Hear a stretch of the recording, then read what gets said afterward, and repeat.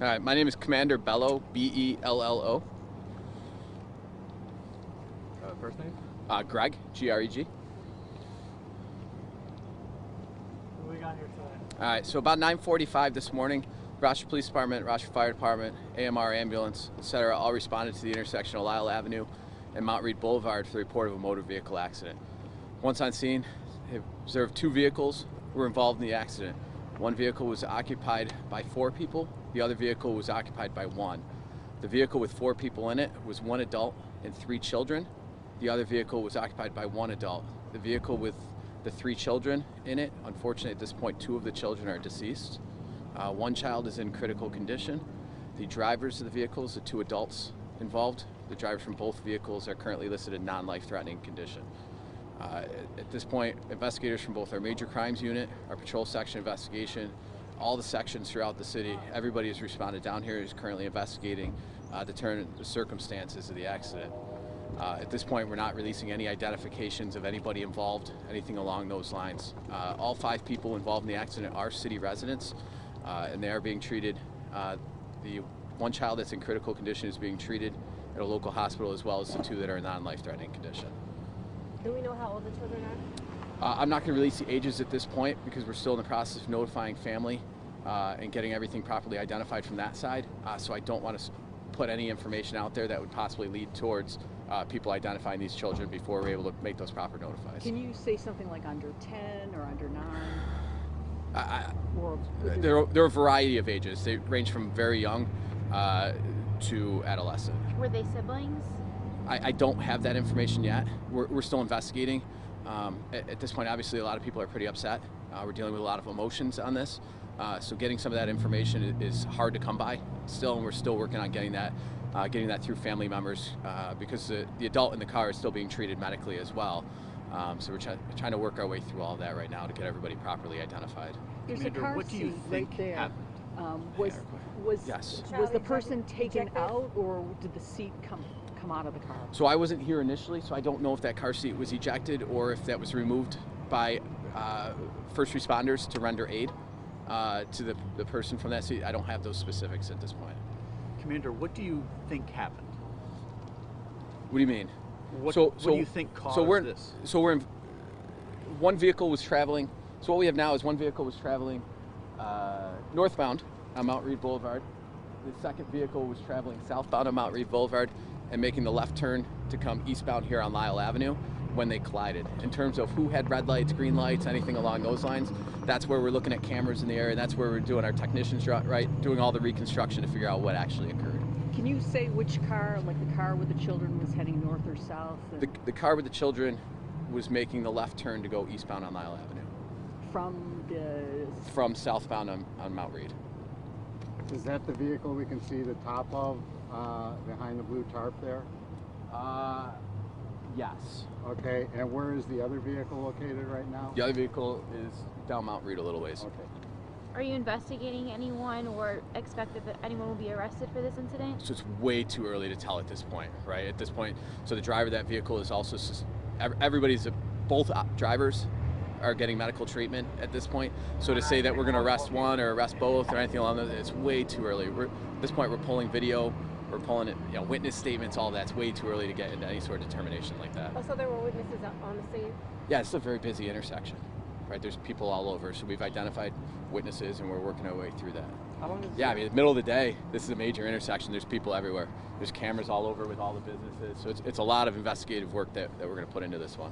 Can you tell if there was alcohol? Could you smell any in the vehicles? So I'm not going to get into any of that at this point. That's still under investigation. And that third car? Is it part of the accident? It doesn't appear involved at this point. How long is this intersection expected to be closed for? We expect this to be closed through most of the day.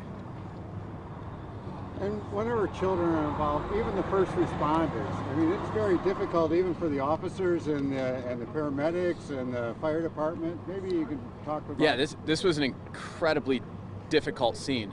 Obviously our thoughts and prayers go out to the family of everybody involved, the family members. As we go into a holiday season to have, or any time of year, but specifically a holiday season to have, deceased children leading into the season is just crushing. I've got my own 2 kids at home. This is bothersome, right? Like, talking to first responders, the fire department, we're working on getting resources available for, officer assistance program, employee assistance program, things like that going for our, the overall wellness of our officers, the fire department, any first responders, the ambulance personnel, everybody's down here. This is an incredibly distressing scene for everybody involved. Do you know how many car seats were in the car? I'm not going to get into the specific of that. I really don't want to get into any sort of speculation, so if everybody could do me a favor on that as well. I don't want to get into any speculation publicly regarding the ages or identities of the children involved, because it's a big process of getting family, and I would hate for a family member to find out via news or media or Facebook or Instagram or whatever, something along those lines, versus finding out from us or other family members first, right? Like, with children involved especially, really want to make sure that proper notifications go through. So, I want to refrain from speculating on anything with you guys. Not saying, and that's not. I understand. Yeah, I just want to make sure on that Pulling one. up on the scene, we heard screams. So was that somebody that was involved in the accident, or was that an onlooker? Or? I don't know. I wasn't here for the initial. I got here maybe 20 minutes after, so I don't know who would have been yelling. Obviously, lots of people are upset associated with this. It looks like you did have a lot of family members of the victims here. I don't know who was who that was here. I really don't know. So obviously for bystanders, this would be incredibly distressing to watch as well. Not saying that this was a reckless driver, but do you want to say to anything to the reckless drivers that you continue to see in the city of Rochester?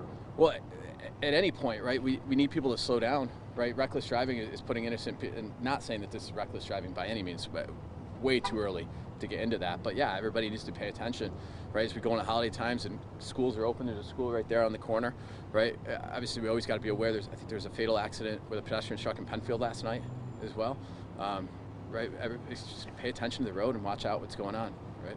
Yeah, because the sun was at a certain angle, probably at 9:45. That person making a left would be looking to the left and possibly get blinded by the sun. Be careful with those kinds of things, or yeah, I mean, possibly. I don't want to speculate on this one specifically, but sun glare, right? As the snow starts to come out, right? The sun glare becomes more and more intense on people. So yeah, any of that, we definitely want to make sure that we're always paying attention while driving. But yeah, as we go into winter with the sun coming out and the sun glare coming off the snow, absolutely. So whether it played a factor in this incident, that I'm not sure. And again, that's what we'll go through, and with the cameras they'll show. I mean, you can look around, you see cameras all over the place at this intersection, right? At the school, on the corner of the building there.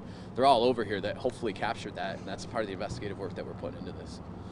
So awesome. So I appreciate help on this. I talked to a couple other photographers, videographers over at the other side about some things that make sure that we're being sensitive, the nature of this accident. So I appreciate everybody's help with that. What can we expect the investigation to be done? I know it's going into the holiday. These investigations can take a long time, right? There's a ton of factors that play into this. So the reconstruction, pulling videos, sometimes it requires search warrants and things along those lines.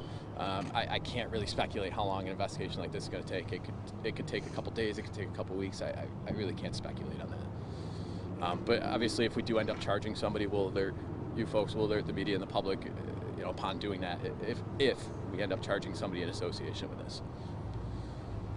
Thank you, Commander. Thank you.